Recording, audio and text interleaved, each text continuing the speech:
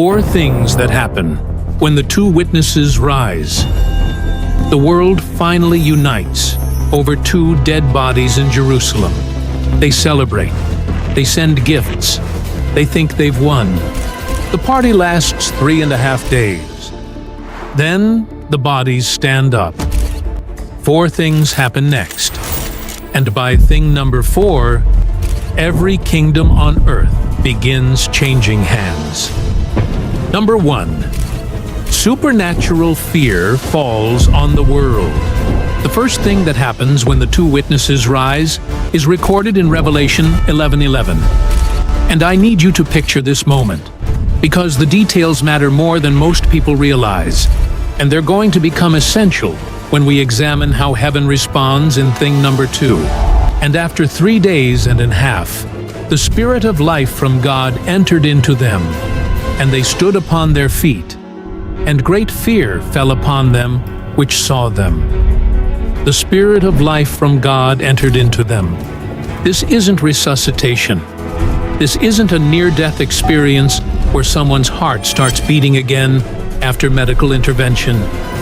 This is the Spirit of God, the same Spirit that hovered over the waters at creation, the same Spirit that breathed life into Adam, entering into these two dead bodies and reanimating them. But here's what I need you to notice about how they rise, because this is going to connect directly to why great fear falls on everyone watching. Great fear fell upon them which saw them. The Greek word for fear here is phobos, the root of our word phobia. This isn't mild discomfort. This isn't nervous unease. This is terror. Paralyzing, overwhelming terror that falls on people like a weight. But here's what makes this fear so significant. The world does not fear God when He warns. The world fears God when He proves Himself publicly. Think about what just happened. For 3.5 years, these two witnesses prophesied. They called down fire on their enemies. They shut the sky so it wouldn't rain. They turned water to blood. They struck the earth with plagues as often as they wanted. And the world didn't fear God then. They hated the messengers. They celebrated when the beast finally killed them. But now the messengers are standing again.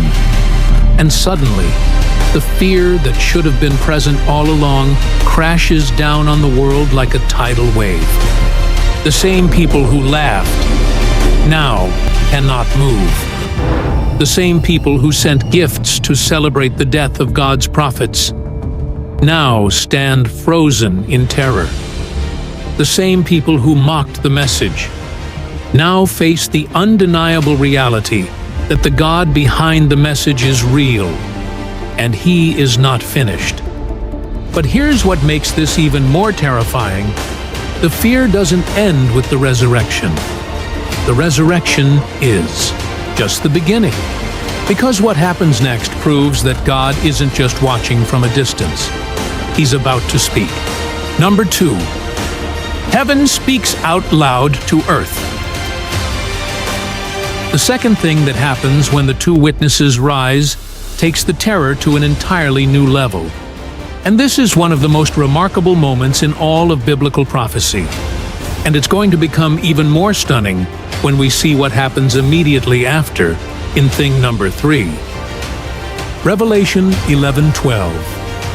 And they heard a great voice from heaven saying unto them, Come up hither. They heard a great voice from heaven. Stop and think about what this means. This isn't a private revelation. This isn't a still small voice that only the witnesses can hear. This isn't a spiritual impression that requires faith to perceive. This is a voice from heaven, audible, public, unmistakable, heard by everyone present. But here's what makes this voice so significant. God vindicates His witnesses before their enemies. For 3.5 years, the world tried to silence these prophets. They hated their message. They despised their miracles. They rejoiced when they finally died. But now God speaks. And he doesn't speak in a whisper. He speaks in a great voice, a voice that cuts through every noise, every celebration, every denial. Come up hither. 3 words. That's all heaven says. But those 3 words contain everything. They contain vindication. God is publicly claiming these men as his own. The world said they were false prophets, deceivers, troublemakers. God says, they are mine. Come up. They contain invitation. The same words John heard in Revelation 4:1 before he was shown the throne room of heaven. Come up hither. The summons from earth to glory. But here's what I need you to understand about this moment, because this is going to become absolutely essential. The world silenced God's messengers, and God answers with his own voice. For 3.5 days, the voices of these prophets were silent. No more warnings, no more calls to repentance, no more uncomfortable truth. And the world loved the silence. They preferred a world without God's messengers speaking into it. But here's what they didn't understand, and this connects directly to the undeniable proof we'll see in thing number 3. When you silence God's messengers, you don't silence God. You just delay his response. And when God finally speaks, he doesn't speak through intermediaries. He speaks directly from heaven. And then they're forced to watch what happens next. Number 3. The witnesses ascend while enemies watch. The third thing that happens is the culmination of everything we've seen so far. Revelation 11:12. And they ascended up to heaven in a cloud, and their enemies beheld them. They ascended up to heaven in a cloud. This is resurrection and rapture imagery combined. These 2 prophets don't just come back to life. They don't just stand up and walk away to continue their ministry. They ascend, visibly, publicly, in a cloud, the same way Jesus ascended in Acts chapter 1. But here's what makes this so significant for understanding God's character. And this is going to become crucial when we see how God responds in thing number 4. Because the nature of the judgment reveals something stunning about God's purposes. The proof the world demanded. God gives. Live. But here's what the watching world doesn't realize yet. And this is where thing number 4 delivers the most sobering revelation of all. The resurrection and ascension aren't the end of God's response. They're the beginning. Because what happens next proves that God doesn't just vindicate his messengers. He judges the system that killed them in the same hour. Number 4. Earth responds with a warning judgment. The fourth thing that happens when the 2 witnesses rise is the most devastating. And it happens immediately, in the same hour as the resurrection and ascension. And the same hour was there a great earthquake, and the 10th part of the city fell. And in the earthquake were slain of men 7,000, and the remnant were affrighted, and gave glory to the God of heaven.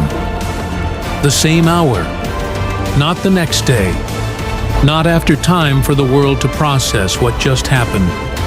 The same hour. God's response is immediate, direct, and unmistakable. But here's what I need you to notice about this judgment, because it reveals something crucial about God's character, and it connects directly to the prophetic shift we're about to examine. This judgment is measured.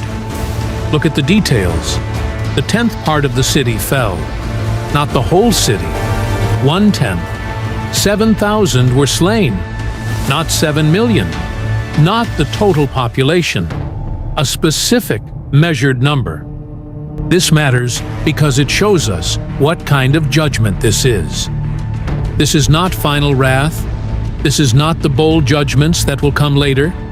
This is not God pouring out total destruction on an unrepentant world. This is a warning. A devastating warning, yes. A warning that kills 7,000 people and collapses a tenth of Jerusalem, yes. But still a warning, still measured, still leaving room for response. And here's what makes this so significant, because this is where we see something that might surprise you.